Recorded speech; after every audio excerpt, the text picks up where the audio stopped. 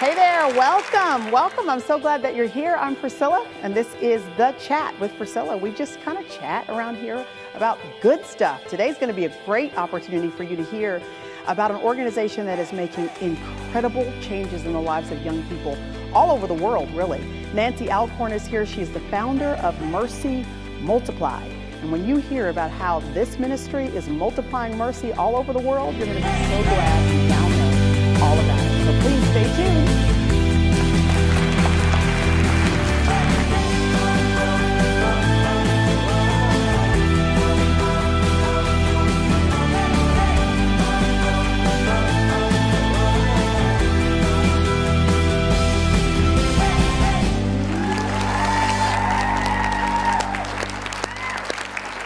I am glad that you are here. So glad that you are here, and so glad that all of you in the audience today are here as well. I'm going to be able to introduce you to a woman that when I first met her about 7 or 8 years ago, I was blown away.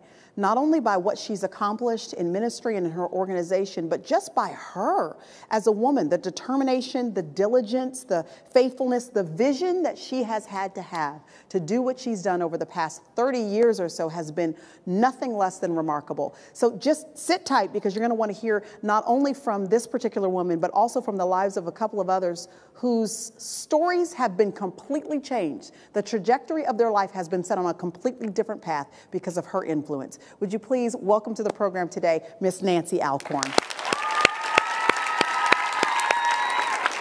Come on, Nancy.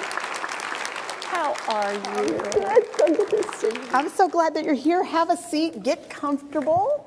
In the little, you like our little living room we got going on here? I love it, man. Yeah. This is rocking. Okay, good. These pillows feel good, too. The first time I met you, I was kind of just taken back, because you're just in this little petite, sweet, blonde little package right there. And then you open up your mouth and it's like fire. You are passionate about what it is that you do. So please describe what it is that you're so passionate about. Well, I spent the first 8 years of my career life in working for the government.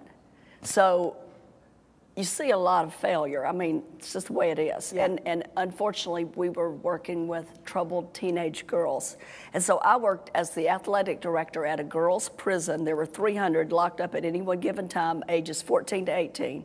And they were sent because they were too young to go to the women's prison. And so they were labeled. They were told all the things that were wrong with them. They were told all the reasons why they could never change, why they'd never be anything. So basically, it was like medicate, label, put them in the world's trash can, and reject, cast away, throw away, and that's it. And during that time, I saw kids go home and get murdered by pimps. They die from drug overdoses, get killed in street gang fights. Some of them committed suicide because they believed the lie that they could never change. And here I am, a believer, knowing that the same Jesus that changed my life could change theirs, and that's what I'm experiencing, and it was just breaking my heart. And so then I spent 3 more years investigating child abuse cases in emergency child protective services. And I saw all the things that happened to those teenage girls when they were little. God said, you just spent 5 years dealing with angry teenage girls, and now I'm taking you back in time and showing you why they were so angry, why the anger was so strong, and how they got where they got, and the why behind the what. I call it the why behind the what. We're so quick to judge, and yet everybody has a story. Everybody. Yeah. And God said, if you had walked in their shoes and been where they've been, that would be you, whatever their you might have been. Yeah. So after 8 years of that, I realized that God has not equipped the government to heal broken hearts and set captives free. He's the only one that can do it, and we have to have the freedom to share that message. And they had this real evil thing. First week I worked for the government, they had this evil thing called new staff orientation. First thing they said, separation of church and state. You cannot talk about God here. You can't ever tell him, and I'm like, so it's like you have the remedy. You have the solution for these girls' lives. You know what it is, but you're in an environment that is not releasing you and encouraging you and even allowing you to share the solution. That's right. So you're probably very frustrated. Oh, frustrated is beyond words. And yet, Priscilla, here's the truth. I know now that I was telling God, I want to go to Bible school. And he said, I got you in Bible school right now, girl. I'm showing you everything that looks good and sound good on paper that all the taxpayers are paying for, and it's not working. And isn't it interesting that had you gone to Bible school, which is where a lot of people think that if I just do white picket fence Christianity, then I'll get what I need to be successful in ministry. Right. But sometimes in settings like this is what is equipping you to do exactly what God had purposed for you to do all along. It's the truth. I know now that he totally ordered my steps and directed my path, but I didn't understand it at the time. And when I would see little kids, you know, being molested and abused and beaten and all that, and I'd have nightmares about it, and we didn't have cell phones back then, so my beeper go off at 3 o'clock in the morning. I'd have to go out and get dressed, meet the police, and go into a home and see an awful thing like that. And, you know, when you see it on the news, you read it in the newspaper, you know, it's kind of, you can forget about it. Yeah. But when I saw it with my own eyes, I couldn't get away from it. And to this day, and I'm thankful, I had nightmares back then, but God's taken those away. But I remember being mad at God, like, God, what are you doing with me?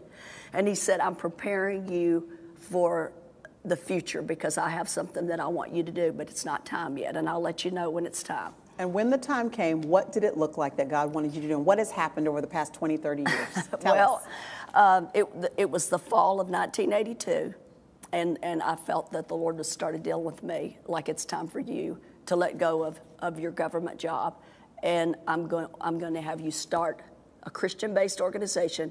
And I mean, I was up in the middle of the night, and it was writing so fast because, I mean, it was like God was downloading this vision. But there were 3 core principles that he showed me. He said, I want you to take young women in free of charge who want help. Because people have to want help. You got to want it. I remember Jesus even asking, do you want to be made whole? Exactly. Yeah. Do you want it? Okay. Exactly. So even if they don't have the resources for your program, financial resources for your program, how does that work? If somebody wants it, but they don't really have the money to pay for it? Well, here's the way program works. We take these are the 3 things God said. You take those young women in free of charge, every single one of them, because all of them are going to have trust issues. Most of them wouldn't have the money, vast majority. And even the ones that do, they need to know it's not about their mom or dad's checkbook. Mm-hmm. It's about them, and they need to be able to trust you, and they need to be able to look from every angle and see nothing in it except that you genuinely care. So you founded Mercy Multiplied. Mercy Multiplied, yes. And it's free of charge. Take the girls in free of charge. Give. Your needs will be met through your giving. So give 10% of everything at least that comes into your ministry to other ministries. Mm-hmm. And thirdly, no government funding so that you have the full freedom to share Christ. That's good news, isn't it, y'all? That's really good. Tell us the kinds of women that are coming to you and have been for a long time now. Right. This is our 32nd year. So you've literally given your whole life to this passion that God placed in you. I have. And you know what? I'm more passionate today than I've ever been because of what I've seen happen. Okay, tell us. We want to hear some stories of what you've seen that happen. Have been transformed. Okay, we deal with girls coming in with addictions, severe sexual abuse, sex trafficking, unplanned pregnancy. We have a licensed adoption agency if girls want to choose that option. If they want to choose to parent, we help prepare them for that. We have girls that have self-harm issues, girls with severe eating disorders. We have one girl, in fact, who came in with a severe eating disorder, and her parents were from Texas, and they were kind of a well-to-do family, so they had paid literally hundreds of thousands of dollars for her to go to the best treatment programs. Mm-hmm, mm-hmm. And so the doctor said, well, your daughter will probably end up dying from this eating disorder, but if she ever does manage to get over it, she's destroyed her body. She'll never be able to have children. So fast forward, that was in 2003. Fast forward to today, she went home, God totally healed her. She got over the eating disorder. She went home, got planted in the local church, met this young man. They did it all the right way, waited, till they were married. But boy, after they got married, I mean, they figured it out real fast because she just gave birth to baby number 7. So her body's obviously healed and working. Yes, it's working just fine. It's all working good. Well, that's wonderful. And the thing is, you see so many success stories like that. This is what I love so much about Mercy Multiplied and why I wanted to introduce Nancy to all of you, is because this is a program that works. There are so many success stories, some of which we have right here in this room with us today. Yes. Women whose lives are completely revolutionized by what you were doing. So when a woman enters the program, what does her treatment look like? Okay. Well, the fun thing for me to answer that question, and I know you'll totally agree with what I'm about to say, but the programs they've been to, they really are treatment programs. They treat symptoms. Right. But what God does is he's an inside guy. He comes on the inside of a heart. And he heals the wounds, he heals the brokenhearted, he breaks off those chains, and he brings transformation. And it happens through, I mean, you're one of our teachers, Priscilla. I mean, we show your videos in every home we have in the United States. You're teaching videos and in the homes we have in other countries. And you're a regular part of our faculty, so you're probably going to start sending me an invoice, you know, to put you on sale. Put me on the payroll, Put you girl. on that payroll. Yes. How many houses do you have around the country and the world? Well, we have 40-bed facilities in Nashville and Sacramento, California, and then in St. Louis, and then our first home is a smaller one, 20-bed facility in West Monroe, Louisiana, home of Duck Dynasty. Many people now know where that is. They used to go, "Where's that?" Yeah. You know, now they'll say Duck Dynasty. But and those wonderful folks have gotten involved in providing support, and Miss Kay comes over and hangs out and loves on the girls and has Bible studies and brings all her friends that are in her Bible study. So there's a lot of fun things like that happening. But anyway, and then we have a home in the United Kingdom. We have a home in Vancouver, Canada, and New Zealand. And you have a home in Nashville. Yes. Oh, yeah. I have a big 40-bed facility here in Nashville and a 3-story office building where we do all of the officing, the business side for the whole international part of Mercy Multiplied. And what I found really interesting about, you know, the more I've found out about Mercy Multiplied and have talked to you about it, I really have found interesting the detail that you have taken in the kind of food these women are eating, how they are, the arrangement of where they are sleeping and how they are sleeping, the job training that they're getting. So just talk a little bit about the kind of detail to attention you have put into how you're treating these women once they come to you. Well, you know, it's one thing, you know, it's one thing to say to a young girl, you know, you're loved, you're forgiven, you're valuable, you're treasured, you're a daughter of the King.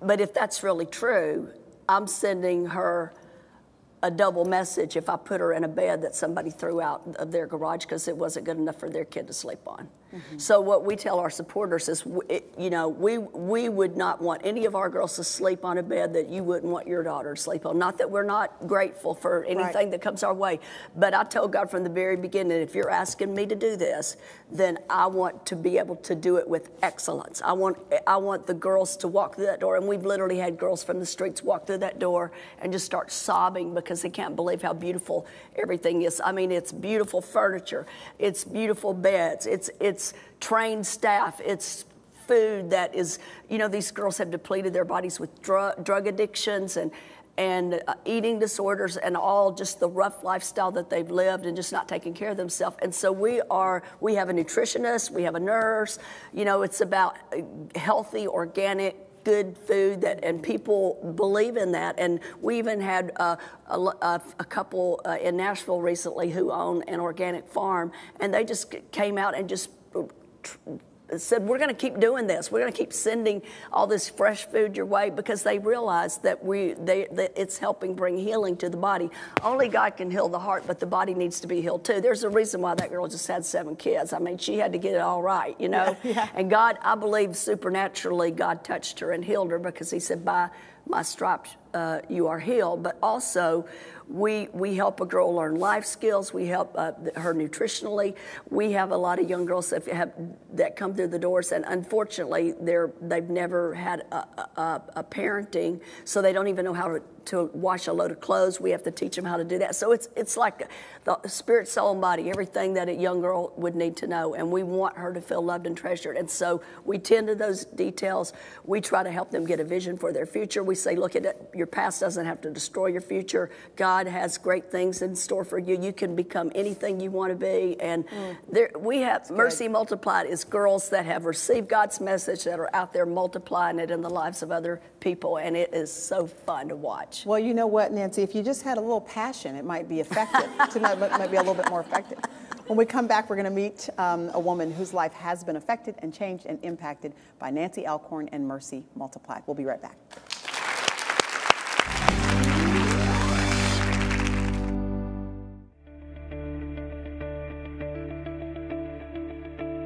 Hi, I'm Priscilla, and I wanted to take an opportunity to invite you personally to join me for a 7-session Bible study on the armor of God. We'll dive deeply into what it means to be equipped to stand firm against the schemes of the enemy. He is very real, and he has been so strategic and targeted in his attacks against us. Why shouldn't we be equally strategic and targeted in standing firm against him? And you and I have an opportunity to suit up, to put on some armor that works, and to go to battle and to see victory declared in our lives and in the lives of those people that we love. This Bible study will be one that will change our lives forever and will help us to walk in victory. So plan to join me, won't you? The Armor of God.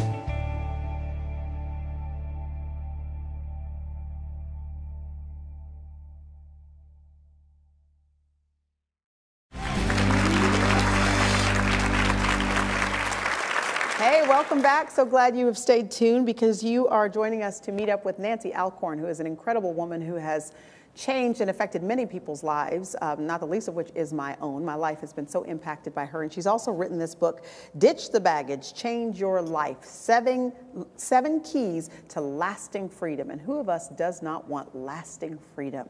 And so she teaches it, she lives it, she passes it on. Kay Robertson, the co-star of Duck Dynasty, says this: Nancy Alcorn gives practical and easy to understand lessons for anyone seeking lasting freedom. Take a step onto the path towards peace and hope and get this book today. And I say, Miss Kay, you are right. Everybody needs a copy of this to see what freedom looks like and to see how they can be ushered into it themselves. We have a young woman who is joining us today who knows firsthand about how the journey to freedom looks, and she's going to share her story with us. Would you guys please help me to welcome Camilla to the program today? Hi, Camilla. Hi. You look good, girl. Thank you. And you have had quite a little change in the trajectory of your life as well, right? Because of coming in contact with Nancy and Mercy. Absolutely. Absolutely. Okay, Yeah. we want to hear the story. Just tell us kind of what your formative years look like and what path that led you down and then how you ended up connected with this ministry. Sure. So growing up, I grew up in the church. My father is actually a pastor, and he was relatively well known in the community. He had an opportunity to be on programs such as Face the Nation, worked with ministries, Prison Fellowship with Chuck Colson, and just very respected and held in high regard. So I respected him, looked up to him tremendously, but behind closed doors at home, there's a lot of verbal abuse and emotional abuse because he came from an abusive environment. And he never really dealt with that. And so just growing up, I kind of figured out or learned that, okay, don't really talk about that outside of the home, but this is kind of the way that it is. And so throughout the course of over the course of a few years, he would make periodic threats of committing suicide. And so I didn't really understand what that meant, but when I was about 9 years old, my mom decided to leave him for the final time. And about 2 weeks later, he ended up hanging himself. Really? Yes. So you lost your dad to suicide. So I lost my dad to suicide, and I didn't really know how to conceptualize that because I was 9. So I just, okay, just go on with it. And from that point, on, things just systematically got worse in regards to just emotionally, I was really shut down. My mom tried to put me in different programs as far as counseling and things like that, but initially I didn't want to go. And then as I proceeded through middle school and into high school, I'd been to numerous counselors. I'd been diagnosed with every type of label that you can possibly imagine, and I just took those on as who I was. And so you're hearing people label you and you're assuming, okay, this is who I am. Right. So I just might as well act in the way that is congruent with what they're saying I am. Absolutely. Okay. And so at the time, I was still going to church and things like that, but when I would hear about Jesus or God, all I could do is equate it to what I saw in my home, and I didn't get what that meant, and I was really angry, and so I took on what they told me that I was. So by the time I was in high school, I myself had actually been institutionalized 3 times for attempted suicide. And by the time you were in high school, could you tell me what you think the top factors were that led you to that point of desperation? Because you can feel hopeless and be emotional and be discouraged and be down and depressed even, but it's another level of desperation that causes you to actually get to the place where you really just want to end your life, not once, not twice, but 3 times. Can you describe what that feels like to be in that place? Just darkness. I I felt like an ache in my soul, and I saw absolutely no way to escape that. Plus, I have a doctor, someone, you know, he's got degrees on the wall, he's gone to school telling me that I'm always going to be this way. And I mean, okay, what? You know, why would you want to live that way? And so I just felt hopeless, and I figured, you know, what's the point of being here? Mm-hmm.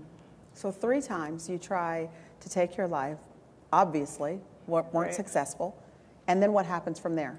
So from there, I graduated high school. I proceeded to, you know, move on to the college realm, and just partying escalated, got involved. And at this point, I'd been involved with numerous relationships, but I began hanging around a drug dealer, and we became involved, and he was very abusive. And physically abusive? It got to that point. It did. But primarily it was the psychological, verbal abuse, emotional abuse, and I ended up getting pregnant by him, and I ended up having 2 abortions. And so you take on the pain of your dad and all these different things that have happened, and you add that, it's like, I mean, if you didn't think that the shame and the guilt could get any lower than that, it did. And at that point, you know, I really didn't know I was just existing, you know. I had no value in myself as a person. And how old were you at this point? I was about 23. And you were in college? I'd actually decided to not pursue school at that time, Okay. and I was just pretty much in the party scene. That was my life at that point. Okay. And so then after you reach 23 years of age, so you're an adult, you've chosen a lifestyle where now you are not just dating this drug dealer, but I'm assuming you were taking drugs. I was smoking marijuana. Yep. Pretty, that was the daily. And then I was abusing alcohol. So that was pretty much my life. And then one day, do you overhear about Mercy Ministries? Not exactly, actually. I was a bartender, and I ended up getting fired one day. And the reason why that's significant is the very next day I was sitting and watching TBN, which was like a miracle in itself, because why would that be on? Why in the world is that on? And there was 2 pastors on, and they were like, you know, if you want to accept Christ, stay this with us. And I was just like, all right, whatever. And that's pretty much how I decided to become a Christian. And I joke because my roommate at the time, she wasn't a Christian. And then after that, I was always watching TBN, and she moved out 2 weeks later, and she's like, I don't know what's going on. But so at that point, I started going to church, and things got a little bit better, but there was, there's a lot of work to be done. And so I prayed one night specifically, not knowing about Mercy. There's got to be a place that I can go free of charge to get help, because I knew that I needed help, and I wanted help, and I was hungry for it. And so, but you knew that if you had to be able to afford expensive help, then it was going to shut you out right away. Right. There's no way. Yeah. And so about 2 weeks later, I got a Joyce Meyer magazine, and Nancy was inside. And so I applied. I got the application. I started the process when I was 24, and then I decided not to go. I was like, I'll just figure this out. So, can I ask where your mom was during all this time? Sure. My mom, she's a prayer warrior. I mean, you ask her what happened, she's just like, God told me, let her go, and I'll deal with it. And so, my mom was just doing the best that she could. She's a phenomenal mother, how she was able to deal with me and everything that was going on, and then what happened. So she was still there, very present, just in a way that was handing you over to the Lord to let him do, because she'd done everything that she could at that point. Right, she would listen to what was going on, but she stopped trying to control everything at that point. Okay, keep going, come on, we're enjoying it. Let's see, so I, through about 24 to 28, I, was working. I was able to function. I became very good at having that facade. If you were to meet me, unless you kind of did a little bit of digging, for the most part, you couldn't really, at least I don't think people could really tell what was going on. So you knew about Nancy at 24, started applying at 24, right? But then went through 4 more years of living the way you were, because you just didn't want to take that step and go. Pretty much. Okay. Yeah. When you look back, why do you think that was? Pride. Yeah. It was a big one. Yeah. So Then what happens at 28?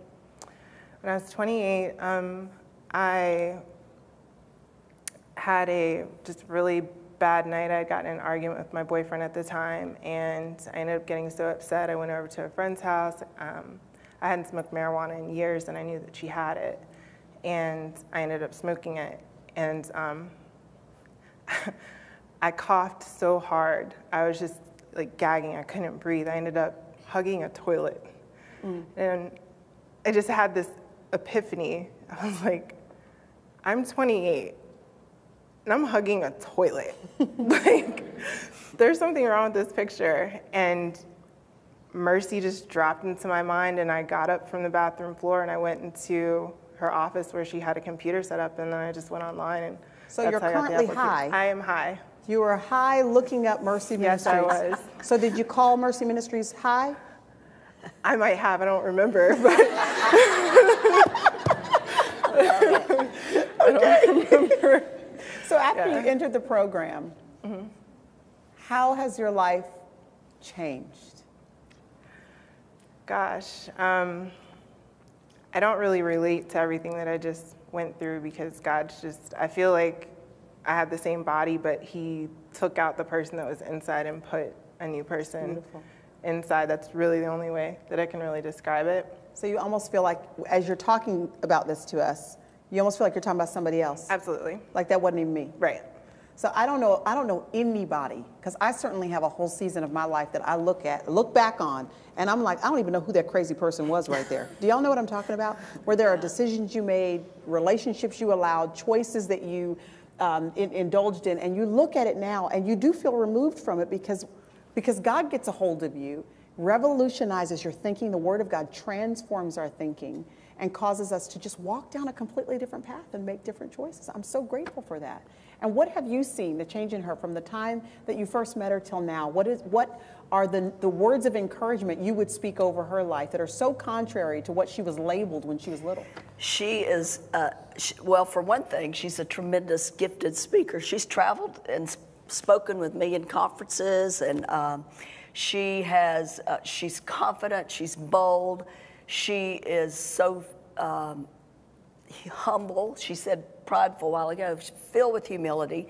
She made a total commitment to God and knew that she was not going to settle for less than God's best, and God sent her a wonderful husband. And you've been married how many years? 4 years. 4 years. Beautiful. And he loves her, he supports her, he knows everything about her past, and he thinks she's the most beautiful, gorgeous thing he's ever seen. And they had the best relationship, and they'll come. That's what's so cool about these girls coming in free of charge. Then they have their own business, and they become monthly partners with us, and they're giving back so that other girls like them can get the help. Well, listen, you are a beautiful picture of what freedom looks like. Don't y'all think? Beautiful picture of what freedom looks like. We're so glad that you shared your story with us. And listen, if you need more information about how to get free and be free and stay free from any issue that might be just troubling you in your life, that you might be addicted to, hooked on, a habit, a lifestyle, a substance, anything, listen, you can be free too. And I know that Nancy Alcorn's book can begin to help you with that, but also know that Mercy Multiplied is a ministry that really can change the course of your entire life. You're going to want to click on the links that we have given you for Nancy Alcorn and for Mercy Multiplied, so that you can learn more about them, not only if you're in need of help, but if you just want to support a great ministry, a great organization that is worth investing in financially and in your time, volunteering, in prayer. All of that goes into making this ministry exactly what it is, a ministry that has changed thousands of lives. Thank you so much for joining us.